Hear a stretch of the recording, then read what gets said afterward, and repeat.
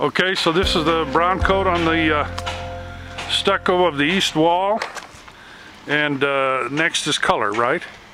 Yeah, they wait for this to cure, get all the cracks, and then they'll cover it up with the tan color coat. To match the rest of the building. But they will also, this is going to cure for quite a while because they're going to wait till they get the drywall on the inside, exterior walls. Okay. That way it takes out any chance of cracking from when they're installing the drywall. Finished concrete's going to be up to here. Okay. And then we'll have these benches alongside where people can sit. Okay. And we're getting additional benches on the other side also. See all the rebar that's being laid down, and they're tying the steel to reinforce. This is what it looks like inside. See the steel trusses are up there on the top. Steel for the floor tomorrow. And they got the vapor barrier down so the water doesn't leach up and ruin the hardwood floor. Oh yeah, I see. There's an expansion joint over here that's going down the center. So, so the hardwood floor lasts forever. 100-year use. Is that right? How thick a cake of cement are you going to put over there? 5-inch. 5-inch. Then there's a 2-inch air gap, and then the hardwood floor is like 2-inch. They got all the steel up there. And we'll get some more up here maybe next week. So that's air conditioning and heating, right? Yep. Yes. So what's nice about this design is they insulate the outside to keep the fiberglass from the inside. Usually they'll insulate the inside. The band room.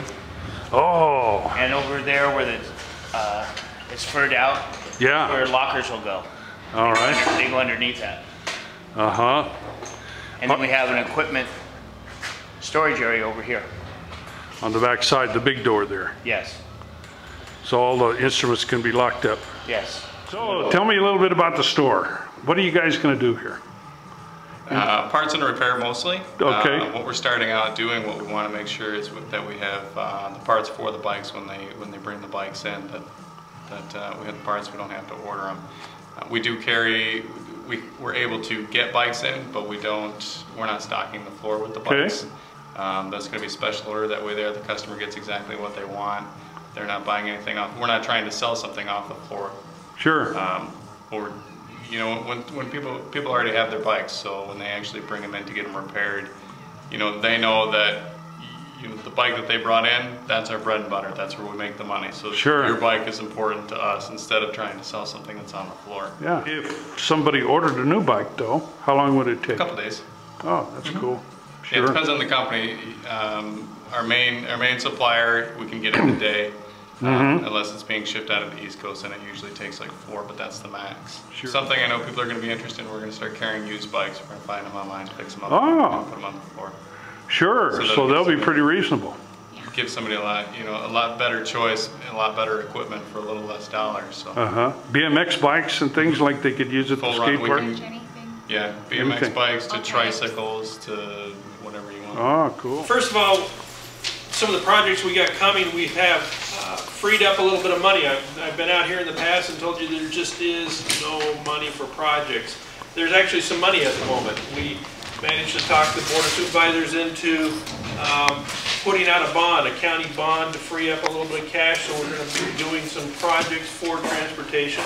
There's also a little bit of ARA money out there, and there's a little bit of CMAQ funding. So with that, we freed up and are actually going to do some projects. First of all, on Rosamond Boulevard at 15th Street West, we're going to do a signal at that location. And at 10th Street, we're going to do a signal at that location. So both those streets we drove them tonight, they're already widened up enough, so it's going to be a pretty simple little signal project, hopefully made by the summer. Is what we'll shoot for, but that's going to be aggressive to get us out and under construction by that time. They're roughly, it depends on how much road work, but it's somewhere between 150 and 200,000 per location is our estimate on those. We'll also do a little bit of paving on, which street was it? That'd be 15th. There's a little narrow section just north of Rosamond Boulevard. It is on 60th Street. From Avenue 8 to Rosamond Boulevard, that's 3 miles. We're going to get that overlaid with a thin overlay. And then on 15th Street, like I said, we're going to widen that area out there. And hopefully we'll have enough money to even do the curbing on that piece. We have applied, meaning the roads department has applied for funding at Kern COG for CMAC funds, and CMAC are congestion mitigation air quality funds, and we're going to actually try and pave 55th Street from Rosamond Boulevard south down to Ash. Trying to get the developer bond down there in 35th Street at Orange. There's a little piece of missing pavement down there.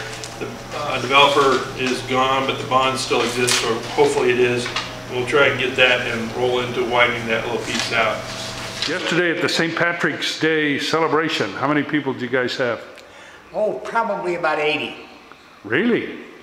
80 people? Yeah. And the food? Great, corned beef and cabbage. And any Irish jokes or? No, not on the record. Nothing you can publish. Right. And the pictures you gave me are of all different kinds of? Yeah, the decorating, the hall, and lots of leprechauns. Lizette, you said over 300 entries this year? Yes. And what grades? We had a mini poster contest for grades K through 2. K through 2. And then we had 3rd through 6th grade. And 3rd through 6th. And you got over 300. Over 300. Oh, isn't that terrific? Yes. And you're going to bring it down to what?